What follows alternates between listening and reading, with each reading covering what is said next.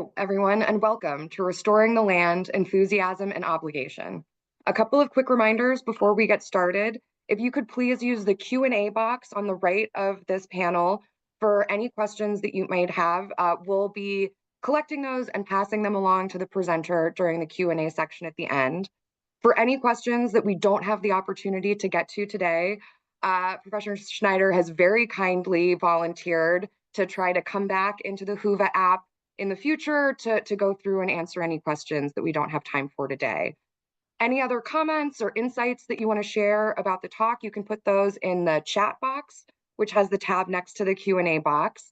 And all of this, along with the recording, will be available through the agenda tab after this presentation ends. So today, I am pleased to present Bill Schneider. He is a philosophy professor with the College of General Studies at the University of Wisconsin-Milwaukee. He is also a prescribed burn line boss and has volunteered with the Prairie Enthusiasts since 2015. With that very short introduction, Bill, I'll hand things over to you. Okay, thanks. I was asking Becky to keep it short rather than that 35-page vita that I could have offered. Just kidding. This is a presentation style that doesn't work well for philosophy, or at least for philosophy for me. What I would much prefer to do is to be in front of an audience where I can ask questions, answer questions, build off those.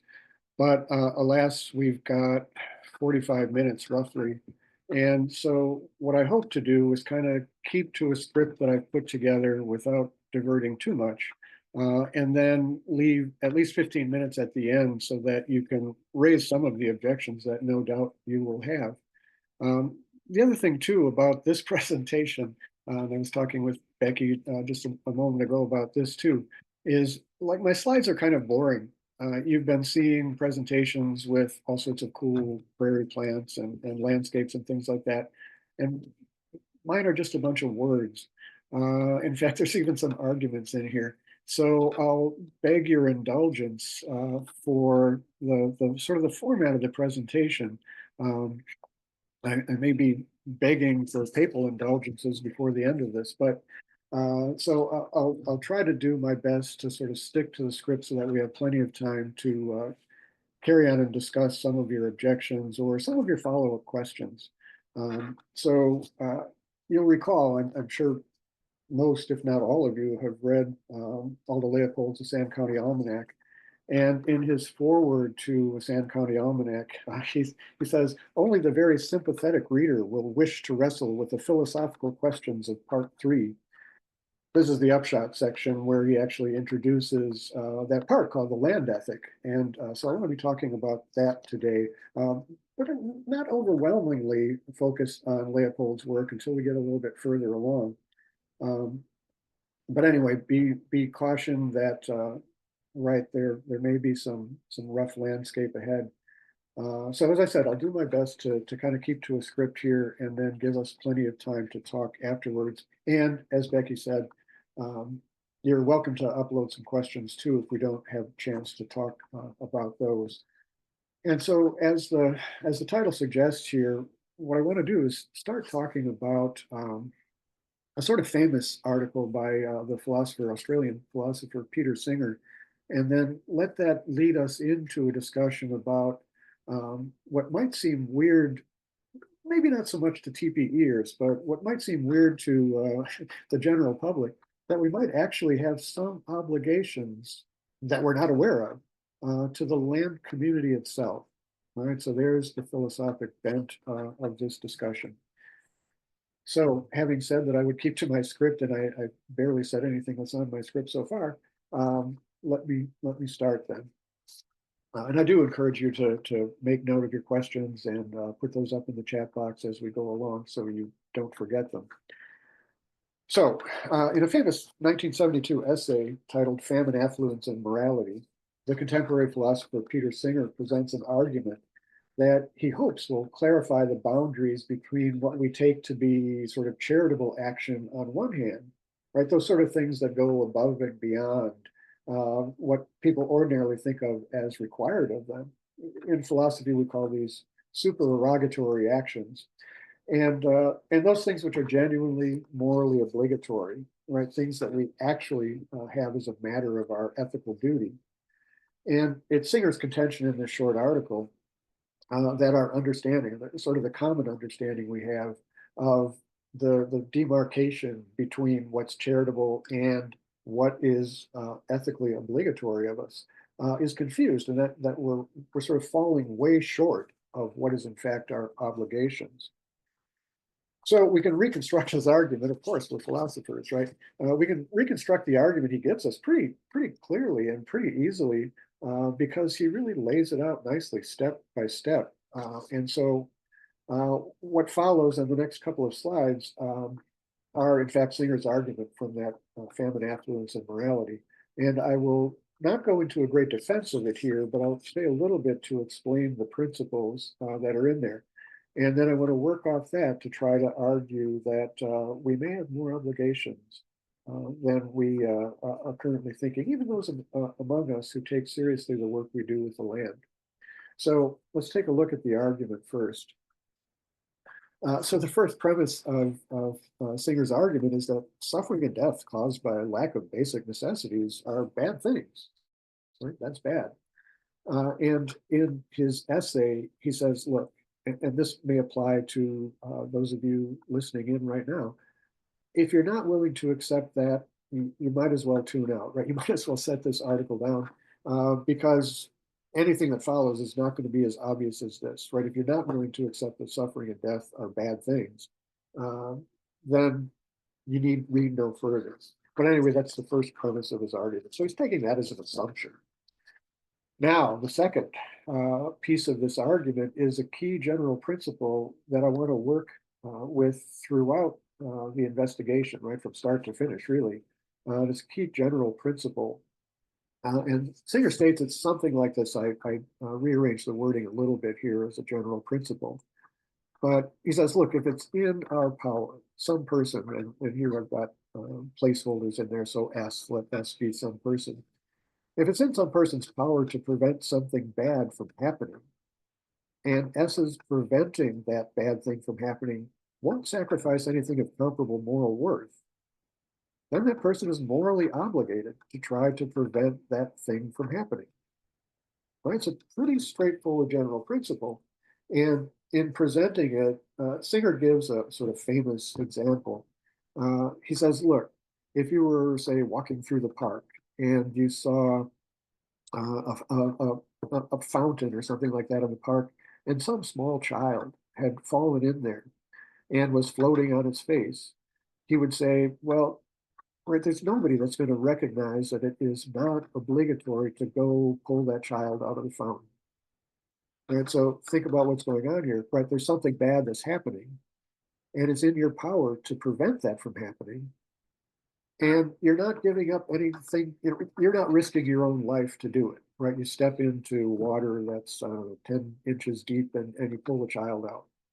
You get wet shoes or something like that.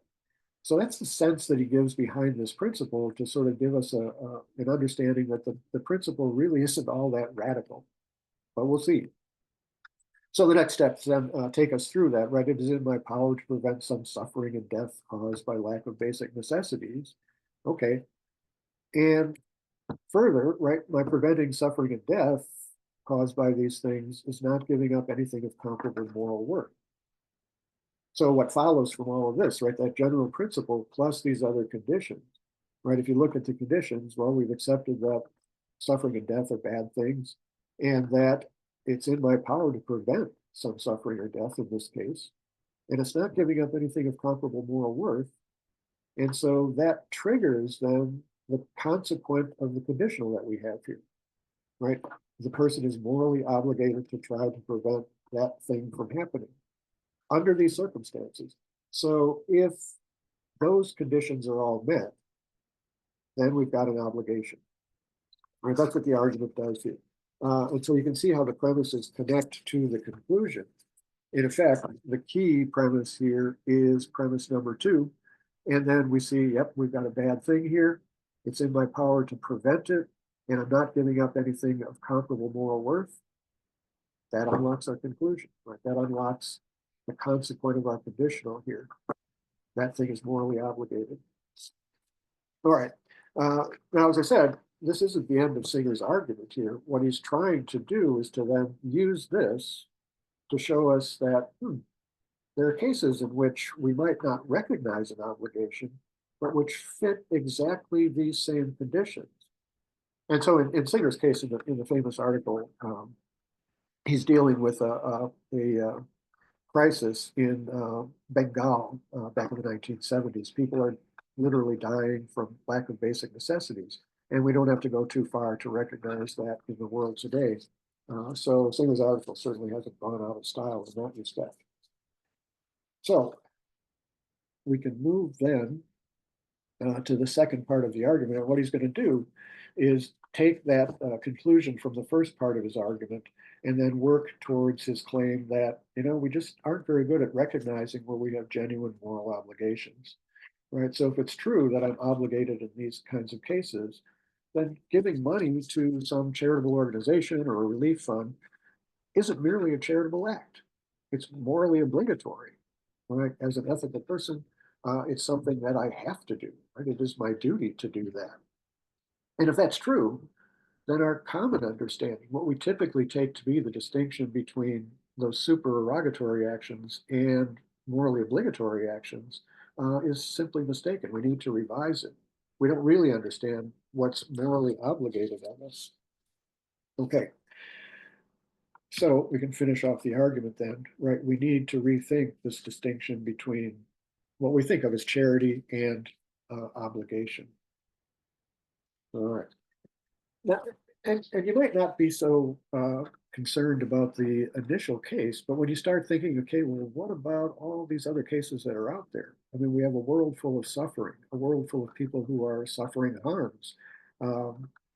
And is it really my obligation then to work to relieve that kind of suffering? And so, right, we'll talk about this a little bit later in the discussion section. But that's where this argument is headed, right? We're sort of misunderstanding what constitutes charity versus what constitutes obligation. Okay. Now, it's not very often that we come across drowning children, of course, but we can see the point that he wants to make here, right? These actions are not supererogatory, right? They're not just, something good that we do, that we're, charitable, and so we're good people for that reason. So as I said, we'll withhold the evaluation of the consequences of accepting this argument till a little bit later.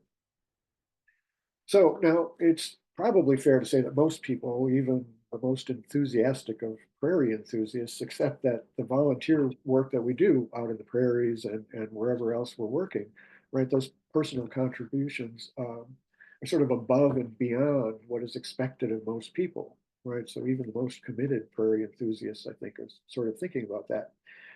So how does this connect with Singer's argument? And that's kind of what I want to get at now, using Singer's argument as a platform. So it's one thing to argue that we ought to be doing more to protect the lives of innocent people who are suffering or being harmed in some way. But could we actually have ethical obligations to the land community itself, the environment itself, the ecosystem? Land community is the language that Leopold uses, and I think advisedly so. So I'll try to use that language. Right, all those living biotic and abiotic elements that together make up the land communities.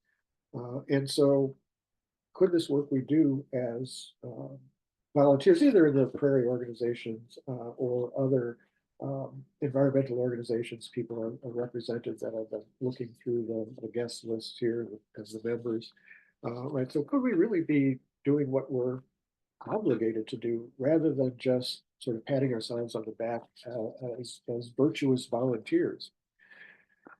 And so that may seem utterly crazy, even to the most enthusiastic of enthusiasts. So to test the possibility, what I want to do sort of is to take some small steps and move sort of from one small piece to the next to see if we can build a strong case, or at least a plausible case, for the possibility of obligations to the land community. So why do we think it's morally wrong then not to help the drowning child? All right, well, and there's a distinction here that I want to bring to our attention, right? This distinction between non-maleficence and beneficence, right? So we think, okay, well, certainly we should do no harm, right? That's the Hippocratic oath, above all, do no harm.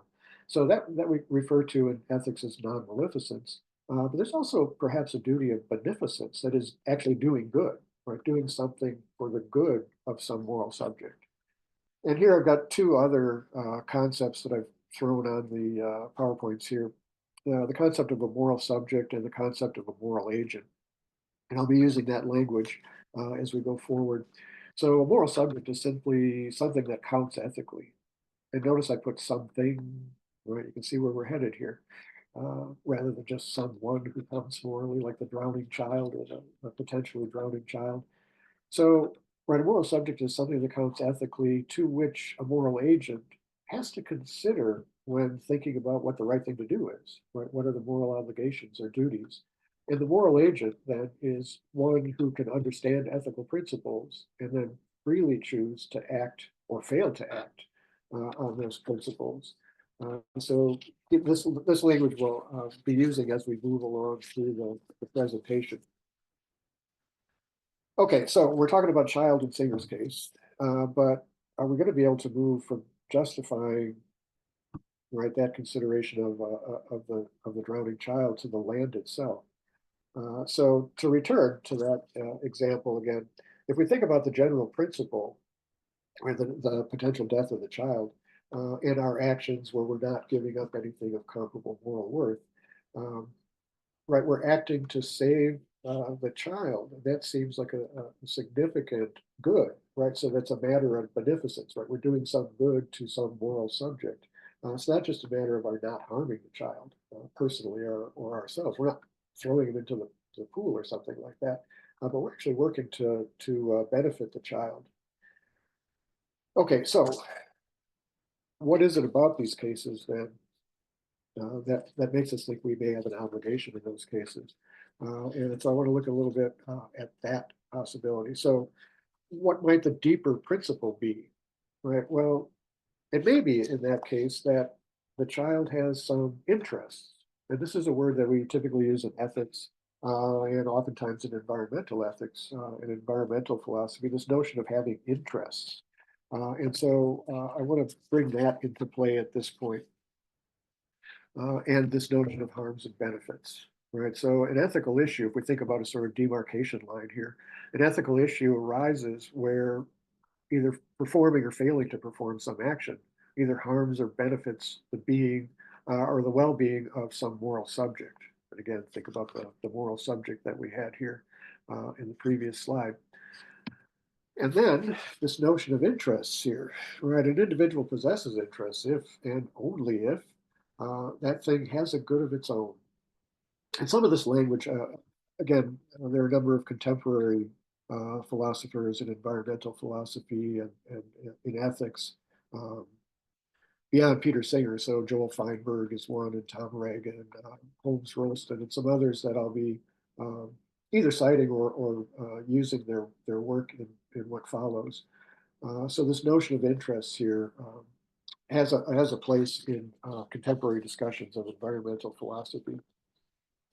So back to my script here, right? So the sense of having interests is an important one in ethics because it's one way to conceive of whether a proposed action harms or benefits some moral subject. Right? Having interests is the sort of thing where one can be harmed or benefited. The thing has a good of its own. And so any individual who possesses interests, as I have here on the display, is a moral subject. That is, they're an individual that a moral agent has to consider in deciding what's right or wrong. All right, so in this case, the Singer case, right, the child is the subject of our ethical consideration because it possesses interest. It has a bit of its own, it can be harmed or benefited with respect to those. All right. So we would expect that the child has a good of its own, and Singer points out there that it is our duty to prevent that individual from suffering that harm. So if we generalize from that case, right? Suppose we go along back to his case, and now instead of finding a child in the pond in the park, Suppose we find an injured bird, right? It's alive, it's injured, it's in the water, it can't get itself out. We would say, okay, well, is this a thing that possesses interest? Well, it has a good of its own, right? It's a living thing. It can be harmed or benefited with respect to the sort of thing that it is. And so we say, well, pretty clearly, it has interest in that relevant sense. And then, well, can I do something to benefit it? Or I'm not harming it. It got in there on its own, however that happens. But can I do something to benefit it? And the answer clearly is yes. I could pull it out of the water. I could take it off to a wildlife rehabilitator to have it patched up if that's possible. Or other cases that we're familiar with, you see you're up driving on a back road in the country and you see a turtle starting to cross the road, and you say, okay, well, what about the turtle?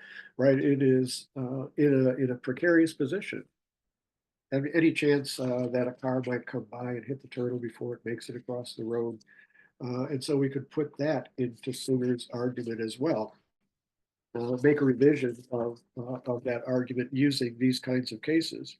So in this case, I'll just say suffering and death are bad.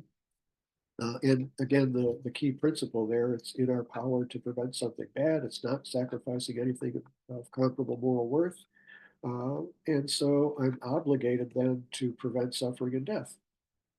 In this case, we're talking about some threatened animal or an injured animal. So the turtle I take to be threatened by the possibility of getting hit by a car on a back road. And I'm not going to suffer anything of comparable moral worth if I stop the car and move the turtle across the road to in the direction it's going, so that it will be safe from getting hit by a car. Similarly, too, with the bird in the fountain. Okay, so we're talking about living things again, and so we might say, okay, well, yeah, it's not a child, but it is a living thing and it has interests, and so it might fall into the same framework that we were talking about with a child, even though we're talking about animals in this case. Now, if we're not willing to accept that these animals are moral subjects, well, then it might be because we simply don't think they have interests, or it might be perhaps that having interests is the wrong standard. Maybe we're just using the wrong standard in cases where we're thinking about human beings too, right? So it's pretty clear that that first option, right, that the animals don't have interests, it's pretty clear that that's false, right? They do have a good of their own. So we might be tempted by the second option that if we don't want to find ourselves having an obligation to stop the car and bring turtles across the road or save birds that are found in a fountain. So if we're willing to reject that option to get rid of interest as the right standard, it puts us in a really difficult position then to say why we think that we should and are obligated in every case where there are human beings involved. Right? So you say, okay, well, wait, isn't every human being an individual that has interests, a good of their own, in respect to which they could be harmed or benefited? But if that's the case, then think about the wide range of human beings that are out there. I mean, do we really want to say that some of them don't count morally? Probably not. And so if we're willing to say, okay, well, it's not interest, well, then what is it? What other proposal can we make? So in class, oftentimes students will say, okay, well, no, I don't accept your conclusions. And when I ask them, okay, well, then how are we going to get a standard that applies to every single human being? They're hard pressed, right? So it's one thing to throw out a standard because you don't like it or you see some potential problems. It's another thing to find one that actually guides you to all the cases you wanted to be successful in. Okay, so we would say, okay, well, which of these then is most plausible? Right, so if these animals are moral subjects, then that claim of ethical obligation is going to follow. Right? We're just applying the same standard to a different creature in that case. And if they're not moral subjects, then, well, they don't have interests or having interests is the wrong standard. But that, as I said, the first option simply isn't plausible. So what are we left with? I mean, I suppose we could become nihilists, right? We could just say, well, there's no ethical principles are reasonable at all. Okay, again, back to the script here. So the idea that animals have interests and deserve some protection is not all that strange. I mean, we make laws to protect animals, legislation on the books, and so it may well be because we recognize that they're moral subjects, or that something is wrong about harming them. So maybe this isn't such a reach. Um, but anyways, right? If we're really trying to move towards the land community, though, right, again, looking at this connection between interests and being a moral subject or having moral standing, right, animals are not the only things in the land community, right? And so I mentioned the contemporary philosopher Tom Reagan before. In his response to one of Feinberg's arguments, Joel Feinberg's arguments, uh, Reagan points out that, well, it's not just animals that have plants, right? So Feinberg is arguing about whether animals might be moral subjects, and he finds that, in fact, they are. But Reagan then goes and says, well, your same principle, the same principle you're using here that deals with interests, also applies to lots of other living things, non-human animals certainly, but also not animals, right? Plants are things which have interests. Plants are things that have a good of their own. They can be harmed or benefited. And so Reagan goes on at great length talking about gardenias, almost to the point where you're ready to skip to the next page. But so we're talking about other living things, and other living things that meet the standard of having interests, of having a good of their own. And it was pretty clear that we can harm plants or benefit plants for that matter. So it's important to recognize that the issue is not whether the plants can be interested, right? That's not the kind of interest we're talking about here. They probably can't. The key is whether the sorts of things that could be harmed or benefited by our actions. And if that's the case, then we have to start thinking about the possibility of them being moral subjects. And if they count as moral subjects, right, then we can run that same argument um, over again, right? We can plug in any sort of living thing that has a good of its own, and put that into the argument and say, okay, no, well, we've got an argument for an obligation to plants, not just animals, not just humans, and so, uh, as I said, we can run that argument through in the same way. But now with the plants, we might think, especially with that premise that says, okay, I wouldn't be giving up anything of greater moral worth. We might think that the sort of level of seriousness here goes down, right? There's all sorts of potential harms out there that could draw our attention away from a particular plant, a gardenia or whatever it might be. Um, and that might mean that I have obligations that override an obligation to that particular wilted gardenia. And so we can see that where there are competing interests out there, where there are competing demands on me as a moral agent, it might be that the single plant here or there um, might not require me to drop whatever it is I'm doing and try to help it, as would be the case with the drowning child or even the turtle trying to cross the road. But now, one plant Yeah, well, come back to that. One plant does not make a land community here. So, right, one gardenia, even many distinct living things, right, are not those things which constitute the land community itself. Right, that's a much bigger entity, if it's an entity at all. Again, that's a question we could look into at the end of the discussion. So, can we make a viable case for a moral agent's ethical obligation to the land? Well, that's sort of where I wanted to head us with this discussion. Well, we made some progress in expanding our ethical horizons, right, from human beings to non-human animals, perhaps to plants or plant communities, but to the land community itself, right? That seems like quite a leap. And so I want to remind you just of the 2 points on the slide here, and that's this business about interest. Right, so a thing possesses interests if and only if it has a good of its own, and any moral subject possesses interests, and so has to be considered by a moral agent, somebody who aims to do well as a moral agent, to do their duties. And so what I'm going to do now is to move to a couple of passages from San County Almanac from Leopold's work. But again, these come from later in the San County Almanac from that upshot section, and then also from the wilderness section, which gets worked into the Valentine edition of the San County Almanac. There are a couple of passages that I want to read from Leopold.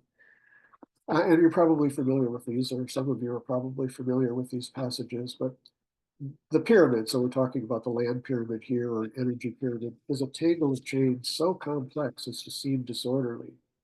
Yet the stability of the system proves it to be a highly organized structure. Its functioning depends on the cooperation and competition of its diverse parts. Land, then, is not merely soil. It is a fountain of energy flowing through a circuit of soils, plants, and animals. Food chains are the living channels which conduct energy upward. Death and decay return it to the soil. Structure means the characteristic numbers as well as the characteristic kinds and functions of the component species. This interdependence between the complex structure of the land and its smooth functioning as an energy unit is one of its basic attributes. One might wonder, is this the sort of thing that has interest? Again, right, I mean, we can come back to this. You might be saying, well, is it a thing at all, or is it just a bunch of individuals? And we'll talk about that a little bit later, maybe in the Q&A session. But what Leopold is describing here is, I want to stop short of saying a complex organism, but it certainly seems like something that meets the condition of having interest, with that caveat that I expressed before. And if there's any doubt about that, let's take a look at another passage from the wilderness section in the San Antonio Almanac. Right, Leopold writes this. He says, the most important characteristic of an organism is that capacity for internal self-renewal, known as health. It is now generally understood that when soil loses fertility or washes away faster than it forms, and when water systems exhibit abnormal floods and shortages, the land is sick. Other derangements are known as facts, but are not yet thought of as symptoms of land sickness. Think of that in terms of having a good of its own, with respect to which it can be harmed or benefited. I mean, as an enthusiastic member of TPE, for instance, we certainly recognize that it's within our power to prevent or repair some harms to the land community. And in so doing, we'll not be sacrificing anything of comparable moral worth. Thus follows our ethical obligation, right? And if it is an obligation, then these actions regarding the protection and restoration of our land communities do not constitute supererogatory actions, right? It's not just nice of us or laudable of us, sort of pat on the back, this work we're doing, whether it's in the field or in the classroom or working in other ways with the public. We're doing what we ought to be doing. And that's Singer's point, right? Oftentimes we don't recognize that. We don't see that, in fact, there's an obligation here, not just, okay, it's really nice of me to do this volunteer work. Now, in the case of the land community, right? So I was making a sort of weaker case for, say, individual plants and things like that. But in the case of the land community, it seems much less likely that we're going to have a lot of cases where we've got competition that would call our attention away from what we're doing with respect to the land community, right? That would shift our obligations over, say, okay, well, right, as a matter of fact, if I pay attention to this, I will be giving up something of greater moral concern. Right? That second principle in Singer's original argument. And so with the land community itself, as Leopold describes it here, I think we could make the case that oftentimes our obligations do lie with the land community, that it is such an important feature. And I'm going to say, right, this is especially true of members attending this conference. So I can imagine a variety of responses to the line of reasoning that leads to this conclusion that we have ethical duties to the land, and I'm betting not all of them are positive responses. So in my attempt to set out the case, I've avoided the objections. And I've mentioned a few here and there, but I've mostly avoided the objections. But some of you might be thinking that, okay, if this is what his argument leads us to, right, from Singer and then on through expanding our moral horizons, it's pretty clear that we have a reductio on the land ethic, that is right. We reach such an absurd conclusion. I have an obligation to the land. It's not merely a charitable act to care for the land in the way we do. You might think, okay, well, that just shows that there's got to be a false premise in there somewhere. I mean, that's a fair response. They get that in the classroom when I'm teaching environmental philosophy or ethics or whatever. So it's a fair response to that line of argument. There's lots of objections out there, and I'm guessing that a number of you are probably writing those down. But here's the thing, as I said before, if you reject any of those principles that got us to this point, you're going to have to figure out how it is that you also then believe that every human being counts as a moral subject, that we have obligations to human beings. Or if you're not willing to accept that, you're going to have to explain why it is you think some humans don't count, right? And so no matter which way we go, it looks like we're going to be dealing with some difficult problems. And that's, again, perhaps why Leopold starts off in his foreword to a Sand County Almanac by saying, okay, maybe you don't want to wrestle with these problems. But we ought to ask ourselves as moral agents whether we can do less than wrestle with these problems. Okay, other thing, let me just get some water. Another thought you might have if you're following the argument, and I mean, perhaps you're even sort of provisionally willing to grant that there might be something to this line of reasoning. Okay, so you'll cut me some slack here. But it might be that at this point, then you think, okay, well, does that mean what I'm doing then isn't really, deserving of a pat on the back? It's all this hard work that I put in there. Doesn't make me as an, especially virtuous person. Is it, I think I'm going above and beyond what's required of me, and isn't that great? No, actually, what I'm doing is just what I'm supposed to be doing. This is what I'm supposed to be doing all along. Um, and so we might think, okay, well, that's a little bit deflating. Um, and so, well, it's understandable, right? It's an understandable response, perhaps, but I don't think it's a reasonable one. And I want to talk a little bit about that now to finish out. Uh, by the way, land is in sight here. Uh, to finish out the talk and then turn to your questions if you have any. So it's not a reasonable response. This idea that, well, I put all this hard work in, and now you're just telling me that all I'm doing is my duty. Uh, Doing what you ought to do is a mark of a virtuous person, right? Uh, I mean, we wouldn't call a person virtuous who doesn't do what they ought to do, right? If they neglect their obligations. And neither would we call a person virtuous who thinks of it as a burden to do these things, right? It's like, oh, well, I have to do this, and so I'm going to do it. And we don't think of that person as being particularly virtuous if they drag their feet going about uh, fulfilling their obligations, sort of against their wills. And so, if you'll remember, perhaps in your studies, you've come across this Aristotle's main treatise on virtue, right? Aristotle, the ancient Greek philosopher. Um, the main work on ethics there is the Nicomachean Ethics. And one necessary condition for virtue that Aristotle points to importantly is uh, gladly doing what we ought to do. Right? So the virtuous person doesn't groan about doing virtuous actions, right? They gladly embrace that. The word that's used in Greek for these virtuous actions is arete, and it stands for excellence of the soul. And so Aristotle says, okay, well, if you have an excellent soul, it's not that you have to be dragged screaming and kicking to do good actions. You do them because you want to do them, right? That is a part of who you are as a person. And so in Aristotle's ethics, then, right, we gladly do the right action at the right time, the right way, with respect to the right object. Again, on and on and on for Aristotle uh, in this vein. And also, again, we're in a session on philosophy, you should expect some Greek to get thrown in here. Uh, since we're visiting the Greek-speaking world of the 4th century BCE, think a little bit about the etymology of a key word for all of us here, that is enthusiasm. And if we think about our current use of the word enthusiasm, well, it's kind of like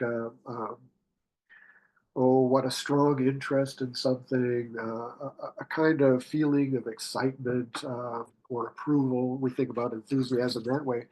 But for the ancient Greeks or the Greek-speaking peoples, that word had a much stronger association. So, for example, you might be familiar with the temple at Delphi, or the temple of Apollo at Delphi. Well, the priestess there who spoke for the god Apollo, right, the oracle at Delphi, was said to be entheos, that is, enthused, inspired, sort of literally filled with the spirit of the god, and so could speak for the god Apollo, right? The priestess was possessed by the god. And it's from that sense of the word, right, entheos, that the Greeks got their adjective, here they are, uh, right, enthusiasticos, right, that is to be enthusiastic. So think about that when you're thinking about the name of our organization, the Prairie Enthusiasts here. It's a much stronger sense of enthusiasm, not just this strong interest or feeling of approval, but sort of literally being possessed by what? Well, perhaps what? The spirit of nature, something like that. That kind of enthusiasm, filled or possessed with that spirit of nature, motivating us. Um, and it takes that sometimes. I mean, if you're part of Dan Carter's work crews that are going out and burning debris in 10-degree, well, okay, not 10-degree weather, but 20-degree weather, or if you're up there in the Southwest region working on a goat prairie to do a plant census, right? The terror of sliding down the goat prairie, or out in the middle of July in a field pulling out yellow sweet clover or something like that. Um, right, that takes that kind of enthusiasm, you know, that being filled with that spirit of what you're doing. And so it's this kind of enthusiasm, right, that motivates us. Right. So we're doing what we ought to be doing knowingly, willingly, gladly. And these actions, as Aristotle says, simply become second nature to us. They're simply a part of who we are as a person and as a moral agent as well. Right? We don't want to forget that element there, starting out with Singer's argument. So, if we're at least provisionally to accept that we have a moral duty to the land community in some cases, and we might, find ourselves challenged by other people who are saying, "Okay, well, look, you're really willing to go out there in these cold days, or risk life and limb climbing up the side of that slope there to take a plant census or whatever it might be." Right? We might be criticized by our friends or whatever who think, "Okay, well, what you're doing is crazy. You think you have an obligation to do that stuff." Um, and the philosopher Holmes Rolston approaches this, and I copied a passage down from one of his books, or one of his articles actually, on the subject, which I want to throw out here. And he says, in a slightly different context, he says there's a sense in which humans will not be losers if we save endangered fish, cactuses, snakes, toads, and butterflies. There's a sense in which those who do the right thing never lose, even when they respect values other than their own. After we get the deepest values clear in morality, only the immoral lose. And that reminded me, when I read that passage, it reminded me of a really poignant story told by William Bryant Logan in his book Oak, The Frame of Civilization. It's a 2005 book, which some of you have probably read. But anyway, Logan is an arborist, and he was asked in his professional capacity for an assessment of a pear tree. A young Orthodox Jewish couple had bought a house, and they were interested in um, increasing the size of the family. And so what they wanted to do was put an addition onto their house. And there was a pear tree behind it, and up near the back of the house. And their rabbi came to look at the situation. He said, "Well, it is against our law, the law of the Torah, to remove a tree if it is possible that that tree will be producing fruit." Right? And so the only tree that could be removed is one that would never produce fruit again. And so they called on William Bryant Logan to come and assess the tree to determine whether it could be removed or not. And so when Logan looked at the trees, right, it is full of life. It's going to produce an abundant crop of pears. But he was a little worried because he was thinking, that's not the news they want, right? That's not what they want to be told. They want to expand the house and they can expand their family. And so he went to the couple then with what he thought was bad news. And this was the response he got. And it was an unequivocal response, not an ironic response or anything like that. But the young man said to him, "This isn't bad news. This is very good news because you've prevented us from doing a thing that is wrong. It's good news, and I'm very happy about it." Yeah. Think about this business of winning and losing that we might be challenged with, and that it might be difficult to take seriously an obligation to the land community, and we might have to go out of our way to do these sorts of things. But again, think about that reaction here. But this isn't bad news. We're doing what we ought to be doing. We're being virtuous people. And so we might not always find winning pleasant, right? We talk about moral sacrifice, and that doesn't imply all the time ease or pleasure. But where it's dictated by matters of actual moral obligation, then failure to sacrifice is a wrong, right? It's a genuine moral wrong. But in recognizing, gladly accepting these tasks, once we understand them, is where we find our virtue and excellence of character. So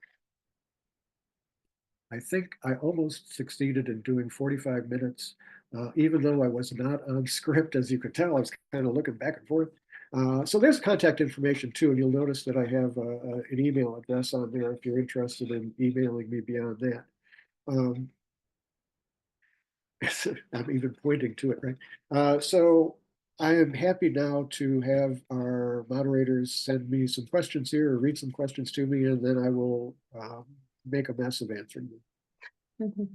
Absolutely. Thank you so much for that talk. It was incredibly interesting. And the Q&A section has been blowing up with folks' thoughts. So I'll do my best to be starting with the questions that the most people voted for and doing my best to combine some similar themes without hopefully mangling it too much. I'll take care of mangling things. Oh, we all have our expertise. But so the first question I was hoping to start with is Dan Carter pointed out the thinking about ourselves as part of the land community. Wouldn't we be both then moral agents and moral subjects if we're viewing ourselves as part of the system rather than separate from it? Oh yeah, we're definitely moral subjects and moral agents. So that's, I mean, the moral subject, the child floating in the pool, right, is a moral subject. At that point, actually, if the child is young enough, it's not a moral agent because it doesn't understand ethical principles. It can't freely choose to, which is why we have a different standard, say, in the law for treating children versus treating adults. So definitely. But I don't think that necessarily has anything to do with our being members of the land community too, though Leopold importantly, and people forget this, right? Leopold importantly calls our attention to the fact that we are members of the moral community. We couldn't survive, or excuse me, of the land community. We couldn't survive if we were not members of it, right? Our very existence depends on it. And a number of philosophers will talk to the importance of that kind of community and being involved in a community, which also brings with it moral obligation to the community. So there are a number of different ways you could go about this, not necessarily just the way I did it. And I'll talk about those in my environmental philosophy classes or ethics classes as well. This isn't the only way to do it, but this is one way I think this notion of interest is important. So I agree with Dan. Yes, we are moral subjects. We are moral agents. And interestingly, I guess human beings, as far as we know, are unique in that respect. That is, we're both a part of the land community, but we're also apart from it in that we can reflect on our actions, we can choose our actions in light of what we understand and in light of those principles that we give to ourselves. Um, and so we're interestingly, yes, a part of it. We couldn't live outside of it, but we're also apart from it in that we can make decisions, right? The turtles, the birds, whatever, can't make those kinds of moral decisions. They just do what they do. But we, once we're informed and ready to make moral choices, we can make those choices. Well, thank you. So this is going to be a question where I'm combining a few things, so please bear with me. But a number of questions have come in about, so like this is the argument we've gone over today seems to be coming from a place of like a Western philosophical framework. And so could you speak to maybe some other traditions, many indigenous traditions, Shinto, where the conception is more based on the inherent right of everything to exist rather than utility or impact on one another. And those were mostly also combined with questions about what your advice would be for spreading this message to other people, whatever framework you're using to help people see themselves as folks with ethical and moral responsibilities to the land community. String or nothing is what Gollum said kind of unfairly when Bilbo, or when asked, right, what is in your pocket, right? String or nothing. Mhm. There was more than one question there. Uh, I can't say anything about Shinto because I don't know much. I mean, I do a little bit with Taoism in some of my classes, but so Shinto right out. The indigenous stuff, a colleague of mine, actually, I took his place at UW Waukesha, did a course in American Indian philosophy, and so was much more attuned with that. And so I've been trying by using some of his works to bring that in. Um, One of the interesting things, and this just pops into my head in one of the articles I use, is actually by Jim Chaney, and he points to an indigenous person who was invited to a conference at Kluane National Park in Alaska. And so she was invited there to listen to the papers and see what her reaction was to it. And at the end of it, somebody asked her, her name was Mrs. Ned, and they said, well, what did you think of all this? And she said, after listening to the scientific papers and the ecologists and the land managers and probably also some philosophers thrown in there, um, her response was, they tell different stories than we do. And I think that was a brilliant response. Oftentimes, right, we can tell stories to get across that kind of land wisdom. And it, I think, is only in living with the land, and this shouldn't be unfamiliar to prairie enthusiasts, but it's only in living with the land that we can come into that kind of relationship. Uh, I was actually moderating a panel at what was it called? Festival of Books or something like that. There were a number of authors who were writing about their response to the land as poets and authors. And one of the things I asked them was, have we gotten to the point where we're no longer in that kind of contact with the land, where we can really take any kind of wisdom from it at all? Right, the idea is you have a person walking down the street looking at the palm of their hand because their phone is in it. Right, this is what you see, and well, you can't see it in my picture here because of my background, but they see the world through their phone. They're not in contact with that world, and it is, I think, grievous to recognize that there are generations of people out there who have grown up on the land or whose ancestors have grown up in the land, and that close relationship have passed down those stories of the land, as we were hearing before in the presentation at 1 o'clock. Uh, there's a richness there that can put us in tune with the land, and it's another way. Again, as a philosopher, I'm always looking for general principles, right? That's why you get that Singer general principle, right? If S does that and E does that, whatever. Um, but that's one way of thinking about it. There are other ways out there that I think we ought to be in tune with.